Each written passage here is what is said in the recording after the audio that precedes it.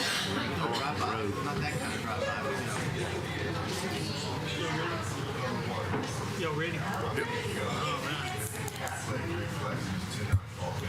Good morning. I'd like to welcome everyone to Commissioner's Court. If you would, please be sure that your phones are silenced. Before we get going this morning, we have Brother Ivory Joe Givens. Where are you at, Mr. Givens? Please come forward, sir, and lead us in the invocation. And Commissioner McCam, the pledges, please.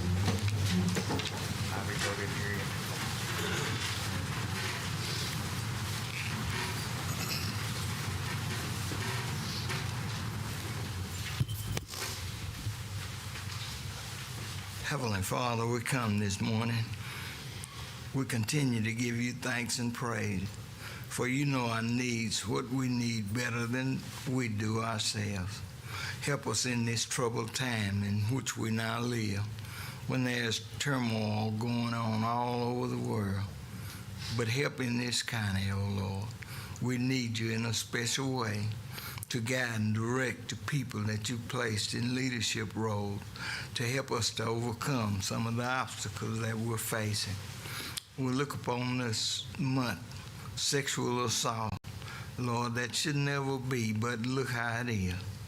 And bless and strengthen those that are working to make it disappear. Look upon the court this morning. Guide our county judge and the commissioners and all that help make their jobs easier. In the name of Jesus, look upon all here and bless in a special way. In Jesus' name, amen. Amen. I pledge allegiance to the flag of the United States of America and to the republic for which it stands, one nation, under God, indivisible, with liberty and justice for all. Honor the Texas flag. I pledge allegiance to thee, Texas, one state, under God, one and indivisible. Mr. Givens, thank you, sir. Well, the time is 9:03. We do have a quorum, so we will call this meeting to order. Are there any citizens' comments at this time? We have one individual wishing to speak during item number, I believe it is number 5. At that time, we will call Ms. Edberg up to speak, but there's none at this particular moment. Any others? Yes. All right. Item number 1, consider and take action on minutes from previously held meeting of Commissioners Court held on April the 2nd, 2024. Are there any additions, deletions, or comments to the minutes? Hearing none, Judge, I move we approve the minutes of regular session of Commissioners Court April 2nd, 2024 as presented. I'll second his motion. Motion made by Commissioner Tooley and seconded by Commissioner Spivey to approve the minutes of April the 2nd, 2024 as presented. All those in favor of the motion? And passes unanimously.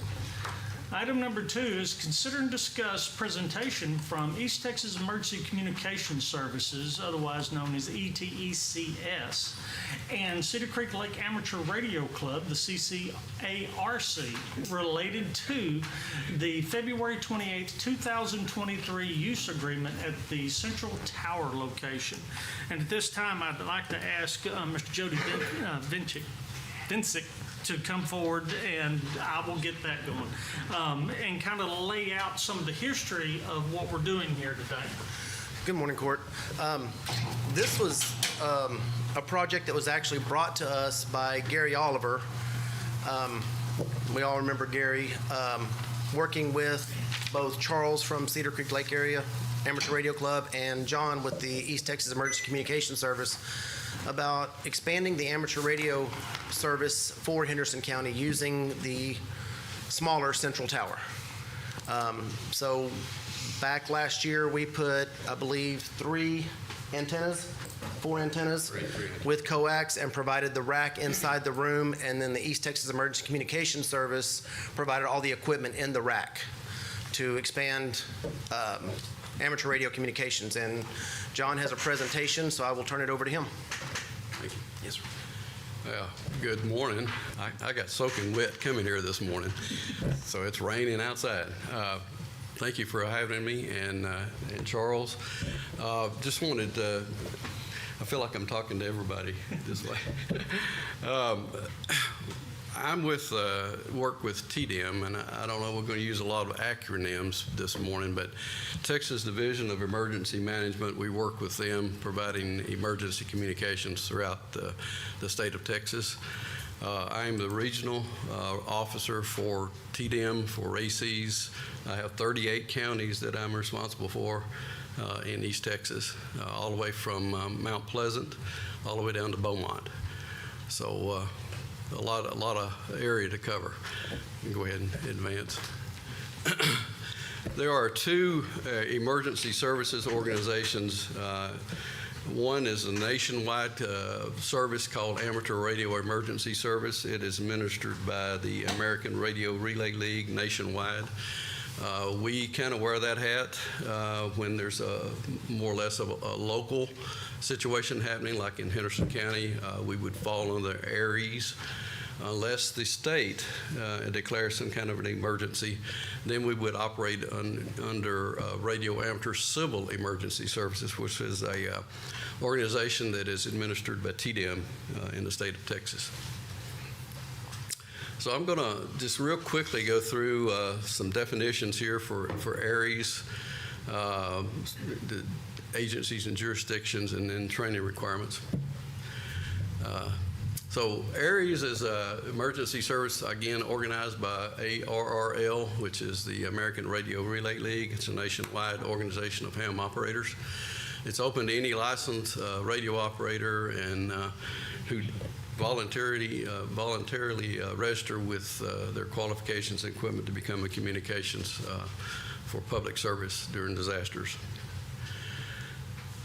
Just names, ARES organizations. There's a section emergency coordinator. He's located over in Collin County. His name is Greg Evans.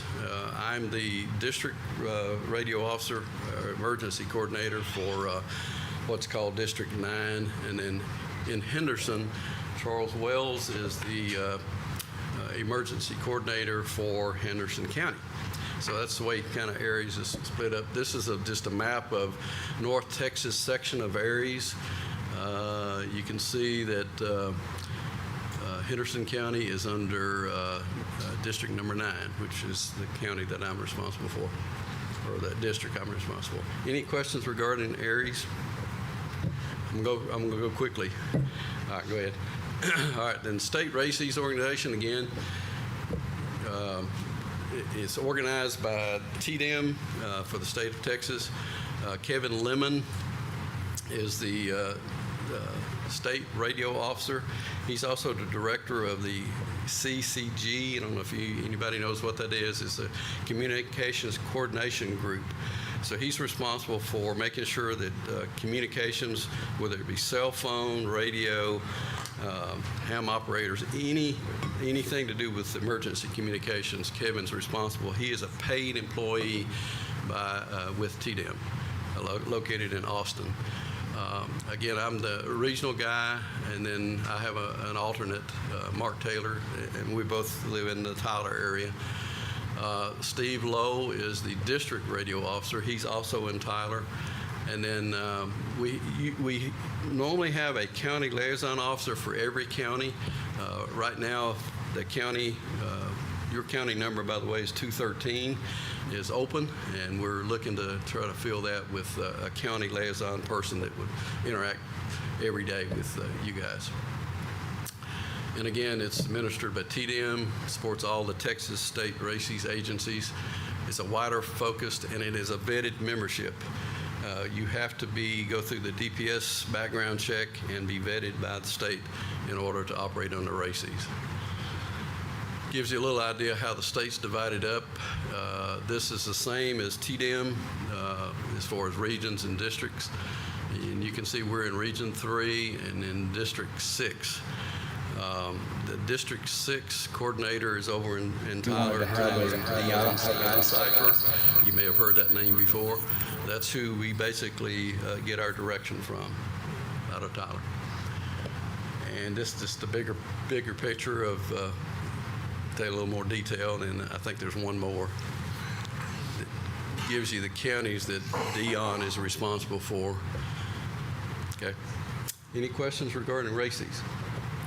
Okay. So for Henderson County, what we wound up doing with the Commissioner Court support, we were able to put some antennas on one of your towers here. We installed a VHF repeater. It's a standalone repeater, and it's used for what's called Skywarn, which is the National Weather Service program, where we report weather conditions to the National Weather Service. I'm going to let Charles, if he wants to say a few words. Charles is the coordinator for Skywarn. John's my boss, by the way, so I have to be nice. Now, I really appreciate what the county has done. I run the Skywarn weather nets when severe storms come in. We generally have all of our members, some are mobile, some are not. The purpose for this repeater system you put in is so we can expand across the county. I'm actually in southwest Kaufman County, but I'm the Henderson County Aries guy, and I've got spotters from my place all the way out to Chandler, but we were having some issues getting communication links. You just get out too far. You got hills in the way and valleys, and hopefully this tower is going to solve that problem for us. We're in the process of finishing up with this project, and we really do thank you. Weather Service is always kind enough to come in through either EchoLink or directly and give us direction, let us know where our spotters need to be, where the worst storms are coming, and our job is to help keep everybody safe. Thank you. So in addition to the standalone VHF repeater, we also installed a UHF repeater that is linked back to Tyler. We have a hub system in Tyler. We have 10 repeaters linked back into Tyler. So Charles can get on the repeater here now and be able to talk throughout the whole system on the UHF repeater. We also installed a VHF packet and UHF packet, and what that is a digital system. It allows us to take, like for instance, if Henderson County needed to send a STAR report to the state, and cell phone service is down, internet services is down, it allows us to send that STAR form to the state by using radio. It's kind of like an email system for radio, if that makes sense. And then we also initially had a UHF repeater that's actually on the UT hospital, and it is linked back to Tyler as well. Many of our repeaters, we have one of our guys that is the facilities director for all of the UT hospitals. And so it makes it real nice to be able to use or put the antenna and radio gear on the hospitals, because they all have backup power and everything. So we already had one on UT Hospital. We're going to leave it because it gives us handheld coverage in the hospital, and that's what they wanted. I think that's it on that one. I guess you guys heard a little bit about an eclipse we had yesterday. We were tasked to man a lot of the EOCs, especially the state EOCs in Mount Pleasant and Tyler, and a lot of the county EOCs. We had folks there. This is just a map of repeater systems that is in the area. All of those repeaters that you see there can all be linked together. So we had those linked together yesterday for the eclipse, and we had a net control operator and handled some traffic. A lot of the counties and the state said, hey, just in case, we want you guys there, because if we lose cell service or radio services, then we want the ham operators as backup. But I think there's 55 repeaters that are linked all together when that happens. And you can see a green dot there in Athens. That would be that UHF repeater that I mentioned a minute ago. It was in the link yesterday with everything. And I think that's it. There's my information. Mark Taylor and Steve Lowe is the district guy. We have a nonprofit organization called ETECS, ETECS.org, if you have any interest in seeing who we are and what we're about. We were formed in 1995, so we've been almost 30 years doing this. So again, we appreciate Henderson County allowing us to put antennas, or actually providing the antennas on the towers, and we look forward to working with you guys. Thank you. We thank y'all very much for the partnership. The court, a little over a year ago, went into this formal agreement and to help provide or facilitate these emergency communication services. And since we had the old central tower that was there, it was the perfect fit for it. Could you kind of give us just a quick bit of background of, it was mentioned earlier that communications was sporadic, and that is due to topography and distance. By having this repeater, the high point and centrally located in the county, what kind of return on that communications do we have now? How far did it bump up that ability to communicate? Well, to be honest with you, we're still working on it. We got to do a little more fine tuning on it. I'll give you, for instance, on the UHF repeaters, I was driving in from Tyler this morning. I was able to hit it and would be able to talk on it. I didn't try it, but I could key it and see it return. Probably when I got almost between Tyler and Chandler. So before the UHF repeater we had on the hospital is only like 30 feet off of the hospital. Had really no major coverage for that. So this putting it up on the tower, your tower, at 200 feet makes a huge difference. This is all line of sight. So if the higher you are, the better you are. And so it provides, both repeaters provide good coverage for Henderson County. Again, we're still working on tweaking it a little bit, but it's going to make a big difference, especially for Charles on the Skywarn side of it, to have countywide coverage. We do have plans. Charles has got a really good system over in Gun Barrel City. Yeah. I mean, very good coverage, but it had voids, if you will, throughout the county. We have been talking about on the VHF repeater that is kind of a standalone for Skywarn, actually linking that repeater to the one in Gun Barrel City so that spotters for Charles can go just about anywhere in the county and be able to get in. And we had a conference call with Fort Worth Weather Service, and we're going to try to put a system in so they can connect into those two repeaters. So Charles has got a direct line right into the National Weather Service in Fort Worth. And one reason that's important is because we actually live in one of the largest radar gaps in the nation as far as having weather visibility. Absolutely, yeah.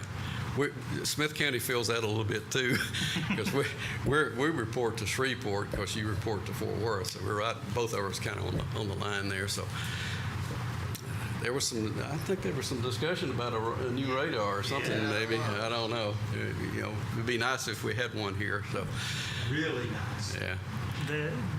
That is a part of this discussion because of that. When you look at, for those of you that remember a year and a half ago, I guess, when the Athens received a glancing tornado strike, it took the spotters to come and verify because they couldn't see it Right. on radar. Right. If you want to expand upon that, because the spotters play that role Yeah. when radar's not there. Right. You want to say anything about that? Weather Service refers to that as ground truth. They can't see, that's why we're out here. We have mobile spotters, we also have stationary spotters, but we're looking all over the county. And so when we can talk to the Weather Service, they can tell us where that system is. We put spotters in various places, and we can actually see what's going on, because they cannot, like you say, you're in a void here about, what, 7,000 feet, 10,000 feet? They ain't see anything under that. You're just dead, you know. That's why we're here. Gary was my main mobile spotter. He traveled all over 4 counties, and we're going to have to figure out how to make up that gap. But yes, sir, that is an issue, and I hope you get that radar. Court, questions, comments? Appreciate y'all coming by and explaining some of that stuff, because I think most people don't know how important ham operators are, amateur radios are. And just like you stated a while ago, our weather service is 7 to 10,000 feet, which a lot of storms start below that. A lot of things happen below that. And, you know, without spotters and radio operators, amateurs and hams, they're just guessing. You know, If I may, I want to relay a story to you. This is true, by the way. It was either in 17 or 19 because we had different sets of tornadoes that went through Canton. I had a member of my Aries group who moved from the area out toward Tyler, I think, Lindale or someplace. There, at one time, there was a ham, I think, in Eustis that he would broadcast through Broadcastify, I believe was what was going on the repeater, so everybody could hear it. So as these tornadoes are coming through, I'm getting the report on the radio. The Weather Service has connected to the repeater in Gun Barrel. Well, it's actually in Payne Springs. And they're hearing what I'm hearing. And this stuff is going so fast, I just don't have time to write anything down. But they're getting the information. That information about that tornado that went across 198 and just tore everything up out there was on the local news stations in 20 seconds. Because my guy was hearing he is listening to Broadcastify, hearing what's going on the repeater, spotters in the field, and watching his television, and that was the time gap. It don't get much better than that. Yeah. Well, gentlemen, thank you very much. Mr. Densick, would you, It's okay. would you, only been 15 anything years. closing, because you played a role in this and coordinating because of your efforts? Well, I mean, it's something that we don't look at very often, the value of that. I think Gary helped bring that to the county, and of course, we all miss him. But he brought that. I think Charles helped. I mean, Charles If you don't instigated know, it. Gary Oliver passed away recently. That was the husband to former court coordinator Renee Oliver. So there is a personal connection here. But Gary was real good about doing the storm spotting, but he would also send us videos. Hey, check this out that, you know, you're not going to see on the news, because if you remember, his car was pretty well outfitted. Still is, by the way. So Gary was real instrumental in getting information back to us, which made this more appealing to the county to be part of that, to help with them on the communication side of it. So, Court, any further comments? Gentlemen, thank you very much. We appreciate your Thank you. partnership in this. Thank you. today. So, Oscar's first. we'll move on now to item 3, which is consider and take action to proclaim April 2024 as Sexual Assault Awareness Month. And I believe our speaker today is going to be our district attorney, Ms. Jenny Palmer. And once again, we have a very large contingent here that point out a few, if you would, please, ma'am. Sure. Good morning, Court. Today we have our East Texas Crisis Center representatives here, our Help Center, as well as members of our Sexual Assault Response Team, which includes Sheriff Bodie Hillhouse that's here, Athens Police Chief Chad Allen, Clint Davis, and really who has heeded all of this is Ginger Ford from our Help Center, who's sitting back over here as well. And she has organized us and really taken charge as well. And so we are excited that this month is Sexual Assault Awareness Month, so we can start spreading awareness for sexual assault that occurs in our adults as well. We have our proclamation. Would the court like me to read it? Please do so. Whereas April is Sexual Assault Awareness Month and calls attention to the fact that sexual violence is widespread and impacts every person in Henderson County. And whereas every day women, men, and children across Texas suffer the pain and trauma of their sexual assault upon survivors and our Henderson County communities. And whereas the crime occurs far too frequently, goes unreported far too often, and leaves long-lasting physical and emotional scars. And whereas during National Sexual Assault Awareness Month, we recommit ourselves to lifting the veil of secrecy and the shame surrounding sexual violence, expanding support for victims, and strengthening our response. And whereas sexual violence affects individuals of all ages, backgrounds, and circumstances, and whereas, as a community, we share the responsibility for protecting each other from sexual assault, supporting victims when it does occur, and bringing perpetrators to justice. And whereas, as a community, we share the responsibility for protecting each other from sexual assault, supporting victims when it does occur, and bringing perpetrators to justice. And whereas, at every level, we must work to provide necessary resources to victims of every circumstance, including medical attention, mental health services, relocation and housing assistance, and advocacy during the criminal justice process. And now, therefore, be it resolved that Wade McKinney, County Judge of Henderson County, Texas, on behalf of our County Commissioners of Henderson County, join other anti-sexual violence advocates and support service programs in the belief that all community members must be a part of the solution to end sexual violence and proclaim April 2024 as Sexual Assault Month. We further call upon the citizens of Henderson County to come together to increase awareness about sexual violence, decrease its frequency, hold offenders accountable, support victims, and heal lives. Ms. Palmer, thank you very much. Court, comments, discussion? I'd like to say thank you for all y'all do for the community for now and in the future. It's another one of those that we did last week. It kind of in the same, but was children last week. But it's Saturday night. Saw that you're thinking you want to be a fly on the wall and go listen to some of this, but then you think about it and you're like, no, I don't want to be in there. So when we say that it takes a special kind of person to do this thing, to take heed and do this kind of work, it's one of those things is our hats are off to the people that have to deal with this every day.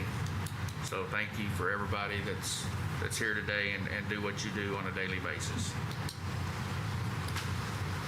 I have to agree with Commissioner Tooley. I think it takes a special person. Thank everybody in the audience that's here as a part of this. Thanks to the DA and the sheriff and all the groups that are making the emphasis of this. And we appreciate y'all coming today and enlightening us. Thank y'all for everything you do. I know this is a team effort. It takes a team to put this together and make it work. So appreciate what y'all do. Well, we have a resolution these resolutions come around every year, and we continue to address it. A guy said to me one time, it's real easy for y'all to just pass a resolution and move on. I think what we have in Henderson County with the organizations, the nonprofits, law enforcement, prosecution, is very special. I mean, what we have seen with the concerted effort of the crimes against children, just having the effort and the coordination, yeah, our numbers are going up.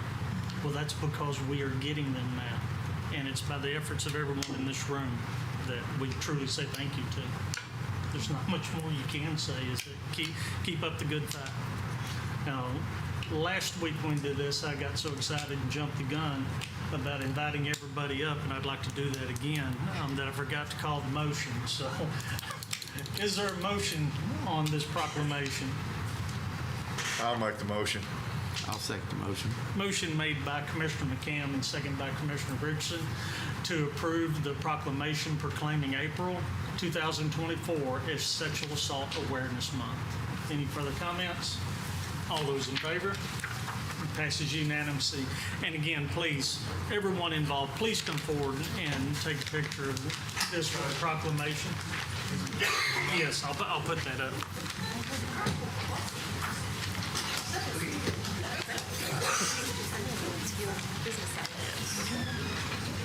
Found it on there.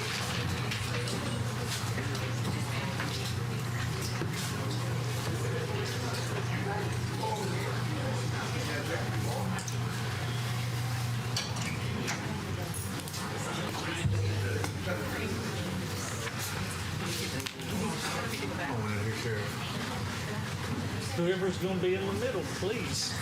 Jen.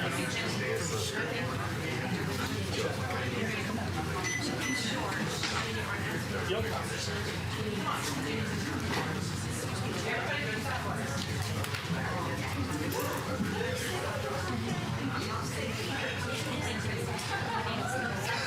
You know, Jen is up top. Yeah, get up there, Mike.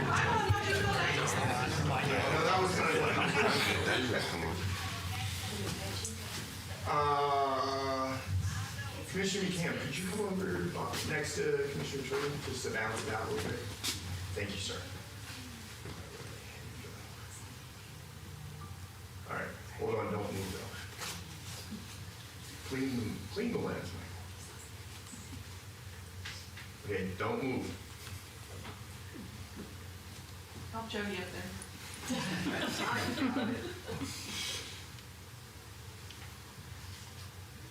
Thank you. All right. Thank y'all. Thank y'all very much. We appreciate you.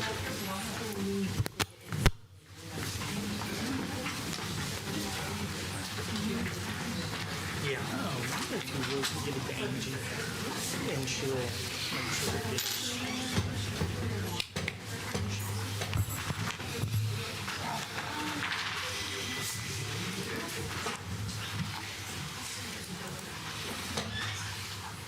All right, we'll give everyone just a moment.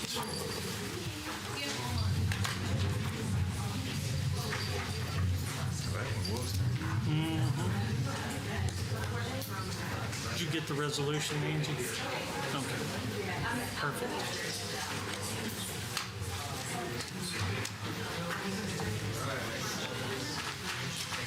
All right. If you would, please move on outside so we can continue with the meeting, please. Thank you. We will move along now to item 4, which is consider and take action on a request for refund of overpayment of taxes from the Henderson County Tax Assessor Collector. Good morning. Good morning. I have 5 refund checks for court approval totaling $26,517.79. Court, questions? Hearing none, entertain a motion. I'd like to make the motion to approve the request for refund of overpayment of taxes from the Henderson County Tax Assessor Collector. I'll second the motion. Motion made by Commissioner Spivey and seconded by Commissioner Richardson to approve the request for the refund of overpayment of taxes from the Henderson County Tax Assessor Collector is presented. Any further discussion? All those in favor? Passes unanimously. Thank you, ma'am. At this time, we'll move to item 5, which is a public hearing that was set to begin at 9:05, and that is to set a speed limit of 30 miles an hour on county roads 3413, 3401, and 41514 located in Precinct 4. We have a motion to move into public hearing. I'd like to make a motion to move into public hearing at 9:34 a.m. I'll second the motion. Motion made by Commissioner Richardson and seconded by Commissioner McCam to move into public hearing at 9:34 a.m. All those in favor? Passes unanimously. We are now in the public hearing portion, and I will at this time call upon a Mrs. Andrea Edberg. If you would, ma'am, please come to the podium, and if you would, state your name and your address for the record, and then we'll allow you 3 minutes. Thank you, Court, and thank you everyone who has anything to do with this process. This is totally new to me. I just wanted to make sure, Andrea Edberg, EDBERG, and my address is 10605 County Road 4101. And I just wanted to make sure that the speed limit would be reduced. I would love to have it reduced further if possible, but I understand from talking with Ms. Ashley Miller with the Roads and Bridges Department operations. She was extremely helpful and has always been helpful for any issues that we might have with the roads in our area in Frankston. But I just wanted to make sure that this would pass. I do have a note from a couple of neighbors of mine as well. I won't read that. I don't really think I need to go into detail because I can see that things go very smoothly and there is no one who's not wanting to have it. So I appreciate that. But again, I want to thank everyone for all that you do, and I'm really proud to be a part of Henderson County. Thank you. Thank you, ma'am. Is there anyone else that would like to speak toward the setting of a 30-mile-an-hour speed limit on the aforementioned roads?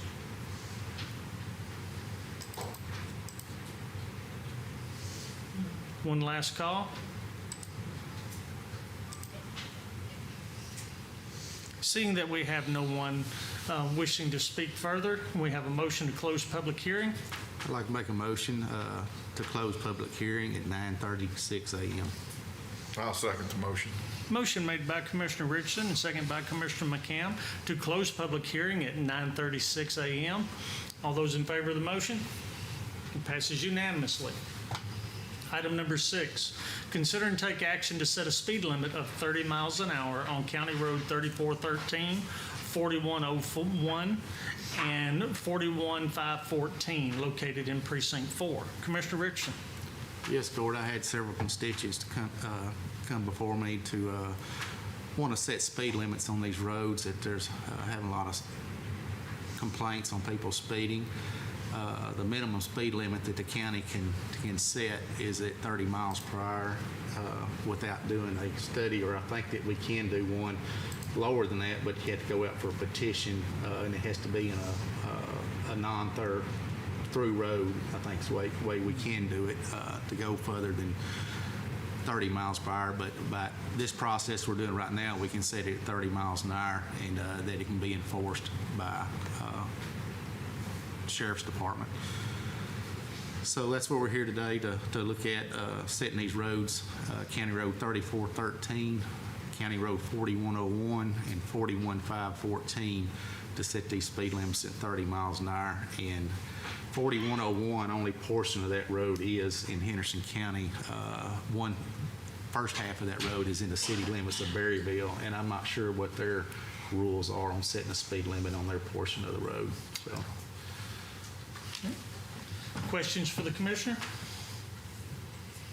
Hearing none, entertain a motion. I'd like to make a motion to set the speed limit of 30 miles per hour on county roads 3413, 4101, and 41514 located in Precinct 4.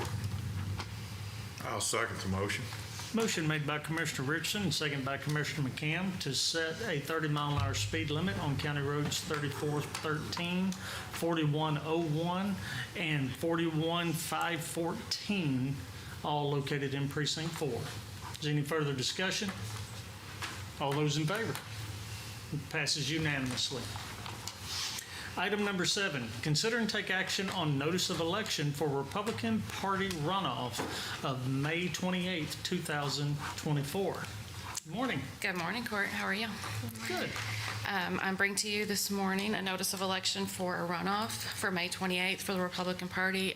State Board of Education District 10 has to have a runoff. So it's several counties wide, but it's just one race. And we're going to have 12 locations. I met with Dan Hunt, the Republican Party. We decided on 12 locations. That was within the law. And we're going to have one early voting location here in Athens. So the ones that we're not going to use are Crossroads, Toole, Bethel, Moore Station, and Murkison. Court, questions? Do they also fall in the area of the? It's countywide, yeah. Yes, sir. What is the cost to put on this election for one deal, for one race? I mean, we pay for the early voting, so the state pays for all the programming. They pay for election day. So the only thing we're out is early voting, and my plan there is to have one worker and then my office. So And just that was early fine voting. with the Republican Party. So we'll just be out one salary for the early voting time frame. Now, we do have to do 7 to 7, Monday through Friday, so. But you still have to go set up all the machines and stuff for that one day of voting? Yeah, for the 12, yeah, and it's Memorial Day weekend. So we'll go gather keys Friday, and then we'll go set up on Monday. So, Any further questions? Do you know how many people voted in that race? I looked it up a couple weeks ago. It was countywide, so it was like, I couldn't answer it. I couldn't answer it truthfully. It was more than it was a county race, a whole, like a district race, so it was as much as the state stuff, so. Usually if they voted in a state race, they went ahead on to that one. What are the total days of operations? 5 early voting days and then election day. Okay, so it is reduced compared to what our previous were. Okay. Any other questions or comments? Entertain a motion. I'd like to make the motion to approve the notice of election for Republican Party runoff, May 28, 2024, with judge's signature. Second. Motion made by Commissioner Spivey and second by Commissioner Tooley to approve the notice of election for Republican Party runoff of May 28, 2024, with county judge's authorization to sign. Any further comments? All those in favor? Passes unanimously. Thank you, ma'am. Thank you. Item number 8 is consider and take action to appoint a member for the City of Chandler Tax Increment Finance Board of Directors. Court, you will, in your backup is kind of a history of the, what we call the TIF zone that was set up in the middle of the last decade, I believe 15 or 16. Henderson County has a appointment to that board.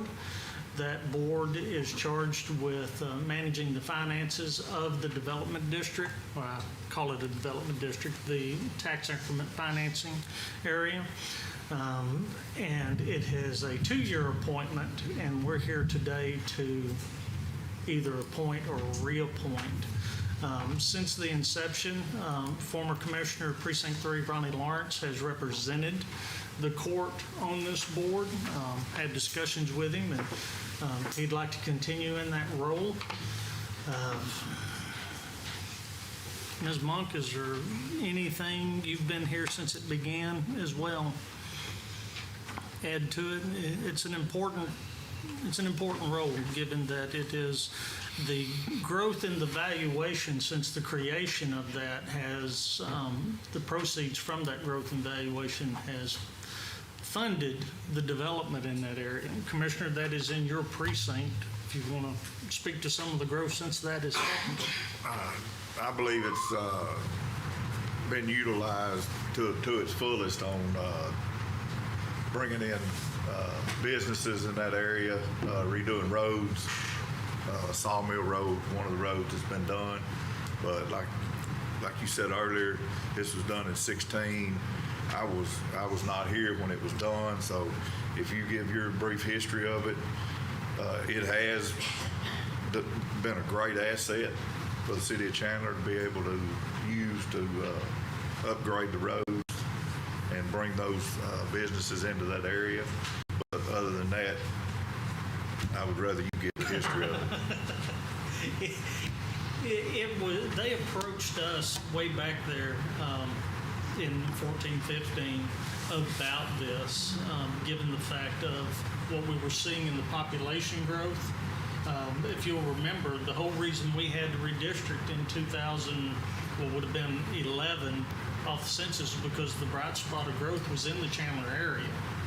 And it was because of that, the need for infrastructure and the possibility of that increased in value. It helped give them a hospital, if I remember right. the Brooks is hotel. there, the hospital's Brookshire's. there, the hotel's there. That road that they were able to put in made a big difference in what could come along that street. And it has served its purpose well. We're quite pleased with it. No. And as I stated, Commissioner Lawrence has agreed to continue in his service on this. We appreciate his service and or continued service to the county in this road. Answer any questions. How long does it last? I believe it's 25 years or until the debt is retired. Is that correct, Ms. Monk? I think the only thing left undone is an additional traffic light there on, Sawmill 31. To do, nothing but expand the program. but as far as that original plan, that additional traffic light or intersection work is the last thing. I was just curious because it was before my time. Anything further? Do we want to make both appointments? No, we need to do them Separately. Do those separately. The following item is along the same line, and I'll explain that when we get there. So, entertain a motion on an appointment.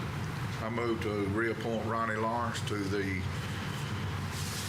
Chandler Tax Increment Finance Board of Directors. I'll second his motion.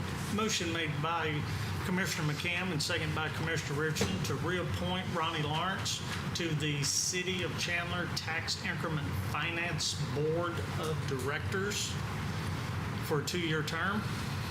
Is there any further discussion? All those in favor? Passes unanimously. Item number 9 is consider and take action to recommend a member for the City of Chandler Tax Increment Finance to be appointed by the city. This is the second portion of this. There are 5 members of the board. The college has 1 appointment. The county has 1 appointment, and then there's to be 3 appointees from within the city limits. And in the initial setup, it was agreed to that though the county could not appoint a second individual, that we could recommend. And the individual that we recommended in the beginning was Mr. Coy Ellis. And through discussions, Mr. Ellis has said that he would continue to serve on the board as well. And it is our role to make that recommendation. And my request is that we continue to recommend Mr. Coy Ellis to that spot.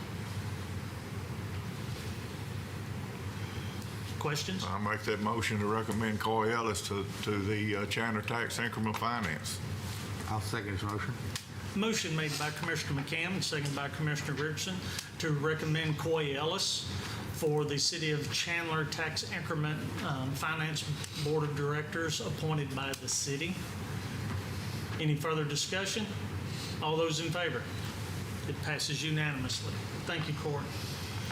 Item 10 is consider and take action on a request for out-of-state travel to Ocean City, Maryland for the L3 Harris Annual Users Conference, September 30th through October 2024.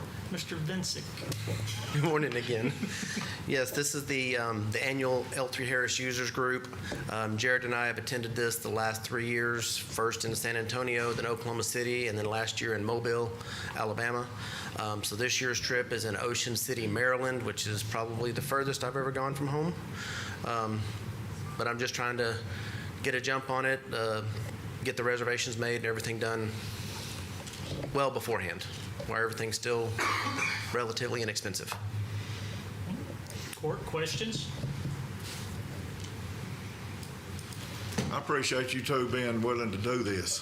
And this is a very technical system that we have installed, and y'all have taken the lead on learning the things that have to be done to figure out what all has to go through for the police department and the sheriff's department and all the EMS and everybody else that has this system. Yes, sir. So you and Jared done a super job. Appreciate y'all taking, it'd be nice to be able to go to Ocean City, Maryland, but, it still gets you away from home and away from your family. Yes, sir. So thank you for taking this lead. And It's a good week. It's a long week with the travel and everything, but the information that we get there is invaluable, mainly because we get to speak to other users versus just L3 Harris people. So the people that actually have boots on the ground and work on these systems every day can usually bring us more information and better information than we get from L3 Harris sometimes. Any other questions or comments? Entertain a motion. So moved. Second.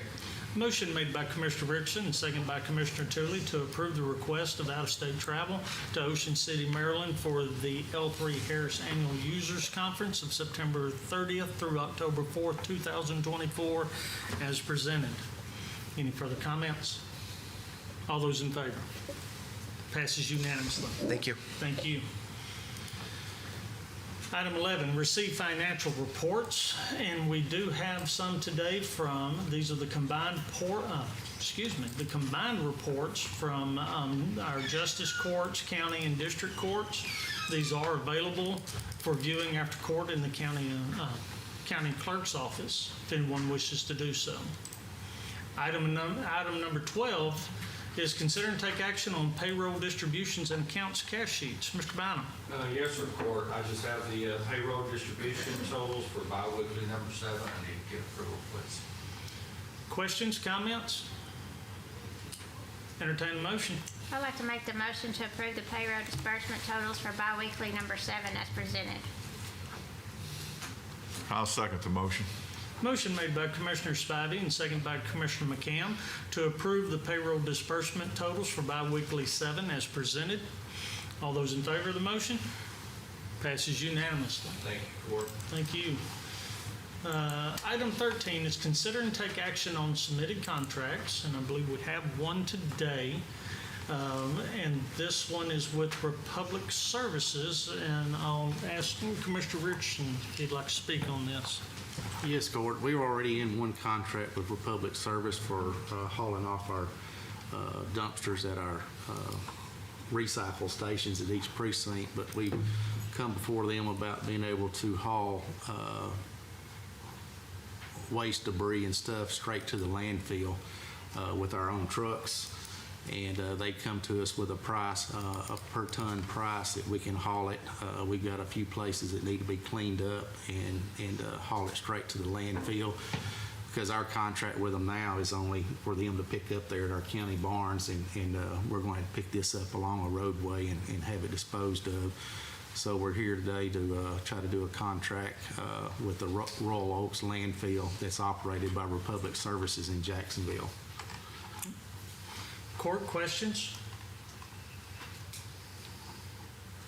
Hearing none? Is this sanitation money or? Now, this one here comes straight out of our own road and bridge fee, or if anybody uses it, it'll be for all precincts to be able to haul, but it'll be basically out of your own road and bridge money instead of sanitation. So this is where we're going to set it up. More or less a precinct expense. Yes, and I'm looking at another one over at Corsicana landfill, so if y'all have to haul anything, we'll try to do something similar to that too, to be closer to y'all's side, so.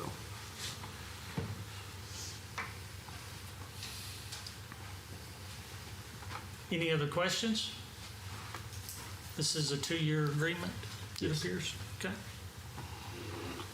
If there's no further questions, entertain a motion. I'd like to make a motion to enter into contract with Public Services for road and bridge precincts to haul waste products to the Royal Oaks landfill, located in Jacksonville, Texas, with the judge's authorization to sign. I'll second. Motion made by Commissioner Richardson and second by Commissioner Spivey to approve the contract with Republic Services for road and bridge precincts to haul waste products to the Royal Oaks landfill located in Jacksonville, Texas, with the judge's authorization to sign. Is there any further comments or discussion? All those in favor? Passes unanimously. Item 14 is consider and take action on requests for right-of-way permits. We have none. And item 15 is consider and take action on submitted budget amendments. Ms. Monk. Yes, these are for 2023. I'm hoping it's the last of them. Probably one more review after this. That's the all that closed. Bill's definitely closed for the rest of that year. Questions? Court, comments? Hearing none, entertain a motion. So moved to approve.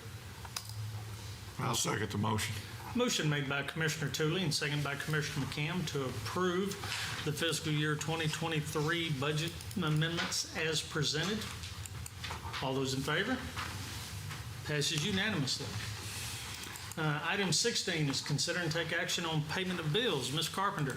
Yes, sir. We have fiscal year 2024 in the amount of $546,493.84. Commissioner Spivey, questions? I have none, Judge. Commissioner Tooley? I have none. Commissioner McCam? I have no questions. Commissioner Richardson? No questions, Judge. Entertain a motion. I'd like to make a motion to approve the fiscal year 2024 bills in the amount of $546,493.84 as presented. I'll second his motion. Motion made by Commissioner Richardson and second by Commissioner Spivey to approve the fiscal year 2024 bills in the amount of $546,493.84 as presented. Any further comments? All those in favor? Passes unanimously. Item 17 is consider and take action on submitted plats. That's one precinct 2 and precinct 4, all these are paid. Commissioner Tooley? Yes, Court, this is a replat of lot 382 and 381. I'm going to say probably 8 to 10 foot. No, not that much. Probably 6 to 8 inches to 10 inches to a foot, maybe. Moving a property line because the contractor built a fence too far over, and it does have concrete underneath it. So they're requesting to be moving their lot line 10 foot, or I'm sorry, a foot, thereabouts. Court questions? Kind of the same one that we had last week with in the Pinnacle Club. The only question I had was when they come back with a new plat, aren't we supposed to go by our rules and regulations of the subdivision, and it's supposed to be lots less than 1 acre or 80 feet lot frontage for county roads or proposed subdivision roads? These are And only one of them had 80 foot or more. these are in a platted subdivision that have all they're requesting to do. The owner owns both of these lots, and there's houses already on, I believe, on there. Am I correct, Joy? And it's by mistake by the contractor.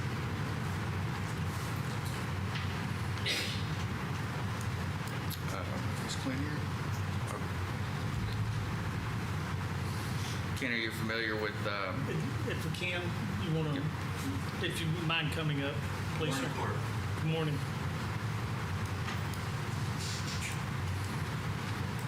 I have not looked at this particular plat or replat. So where the original lot line was, I don't know if these, because there's not a dimension on there. I believe, and may have to bring Ms. Kimbrough up also, because I don't know which way the houses are facing. Are they facing Quanah, or are they facing the side streets? They're facing the side streets.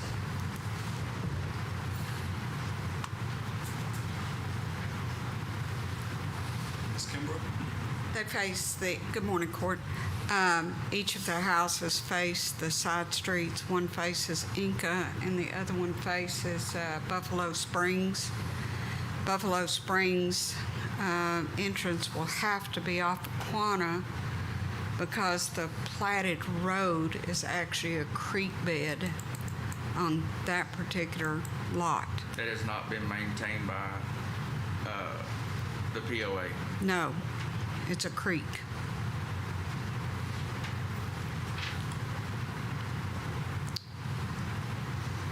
Both of the lots already have houses on them? Yes, sir. They're just moving the lot over a foot Because one of them's house is in the wrong spot. Yes. Because of the fence. It's the fence. It's a rock fence about a foot tall with 6-foot wooden slatted fence above that. And the same individual owns both of these lots? Yes. Yes.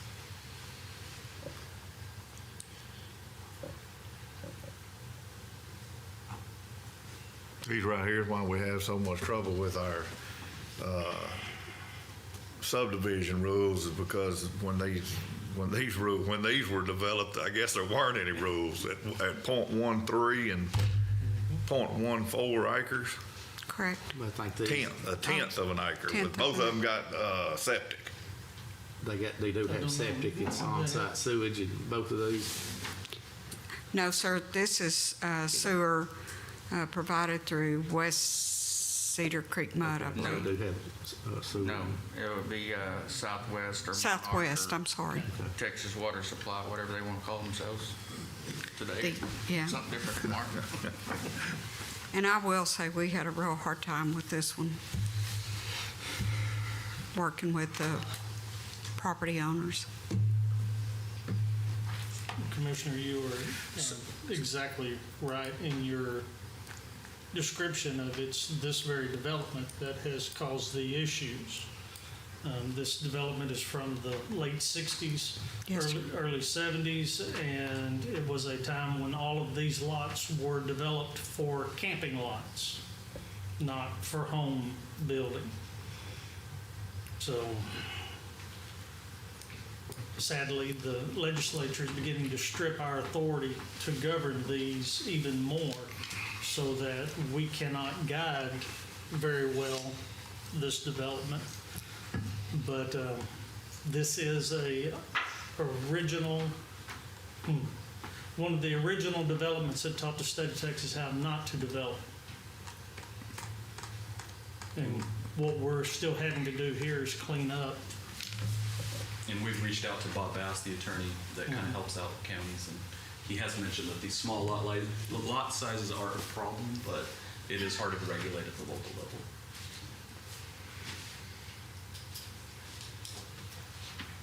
The great thing about this is there's brand new homes built there. In the 1978 trailer could have been taken off, and it's upgraded their subdivision. Or there may have not been anything there, just overgrowth.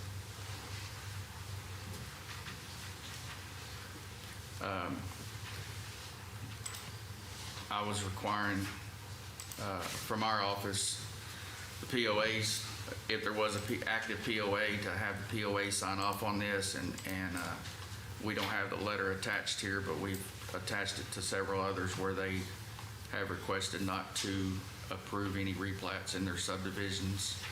I don't believe this POA has a architectural member on their, or a standalone outside their POA that gives them information about what's going on. So they've left it up to us. I wasn't a big proponent of it because of it was an era of the contractor. This is one of the same ones kind of we did a week or two ago, and of a fence, a rock fence also, so it's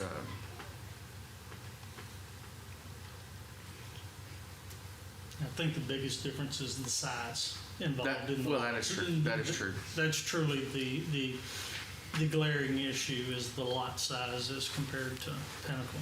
It was wish we had the distance of how far they're moving, but we don't. I believe it's about 7 feet.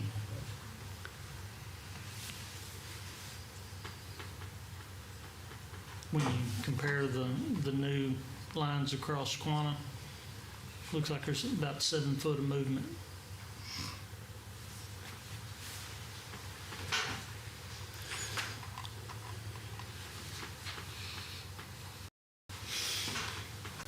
Comments? Further comments or discussion?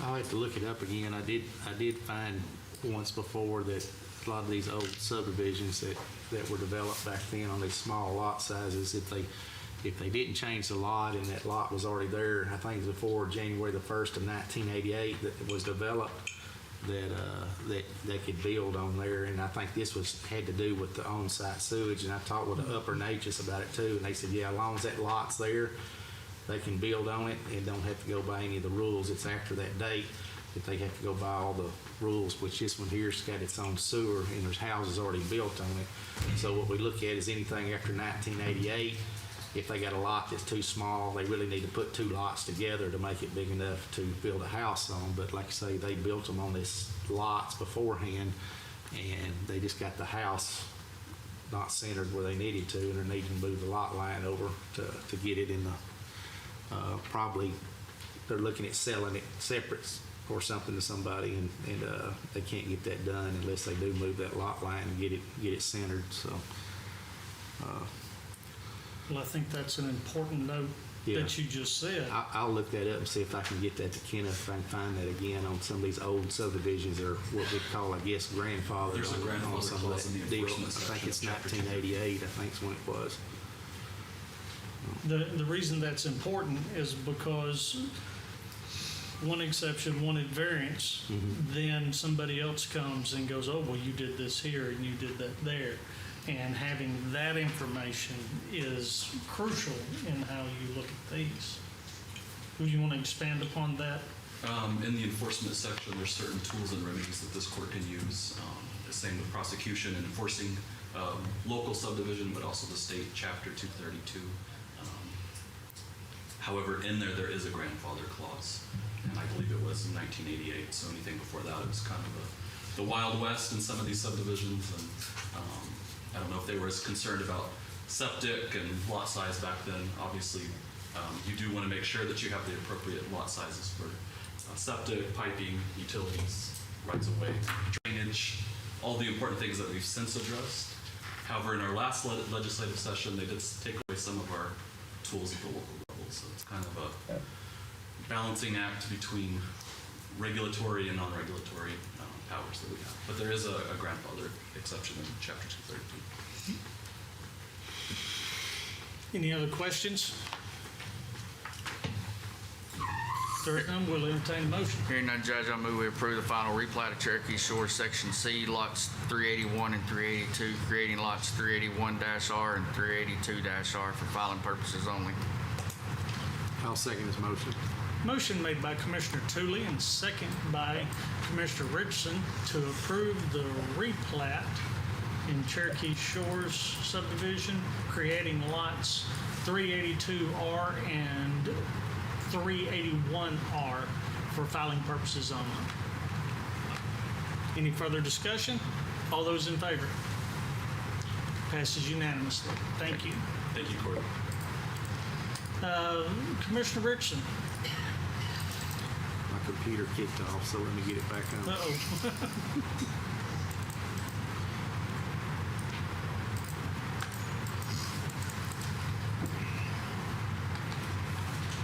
Looks like putting 2 lots together. Yes, sir.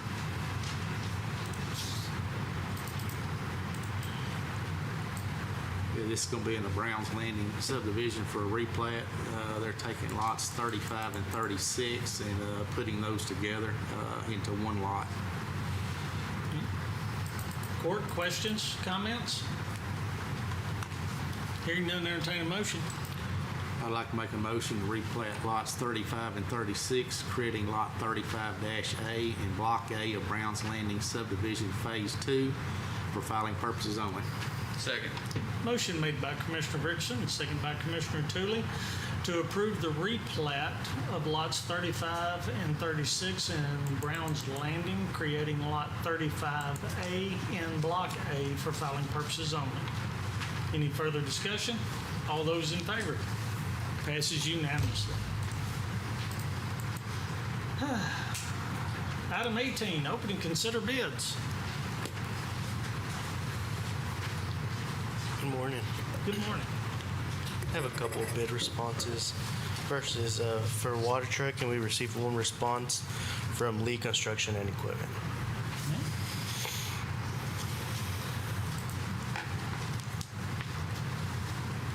This is a haul truck and trailer I put out bids on, and got the one bid in. I think he's talking about the water truck. The water truck? Oh, we on the water truck? Yes, sir, I did. We can do Well, I was on that truck and trailer first. first. Yeah, let's get to the second one. Water truck.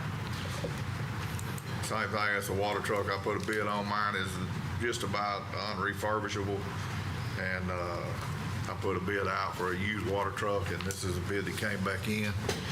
And if it pleases the court, I would like to accept this bid. Questions for the commissioner?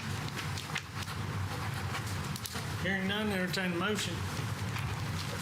Move that we accept the bid for the used water truck from Lee Construction and Equipment. At $42,900. Second. Motion made by Commissioner McCam, second by Commissioner Tooley, to accept the 2024 used water truck bid from Lee Construction and Equipment in the amount of $42,900 as presented. Any further discussion? All those in favor? Passes unanimously.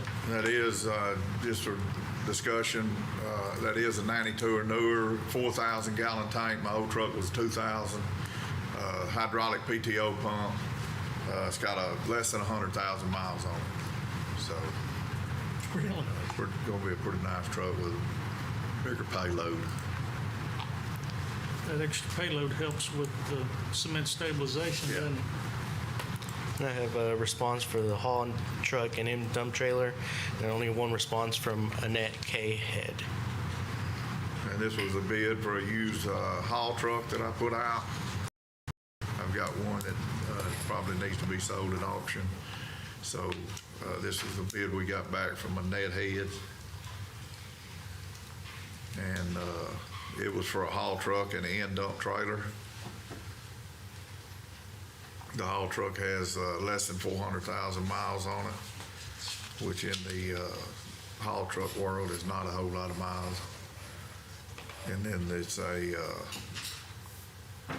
with the end dump trailer and a 40,000 total. If it pleases the court, I'd like to accept this bid. Court, questions? Hearing none, entertain a motion. I move to accept the bid for the haul truck and end dump trailer from Annette Head at $40,000. I'll second the motion. Motion made by Commissioner McCam, second by Commissioner Richardson, to approve the 2024 haul truck and end dump trailer bid, awarding that to Annette Head in the amount of $40,000. Is there any further discussion? All those in favor? Passes unanimously. Thanks, sir. Thank you. Uh-oh. I think the same thing happened to me. But it is an easy one. Item 19, consider and take action to adjourn. I'll make that motion. Second. Motion made by Commissioner McCam, second by Commissioner Tooley to adjourn at 10:14. All those in favor? Passes unanimously. Thank you for being with us.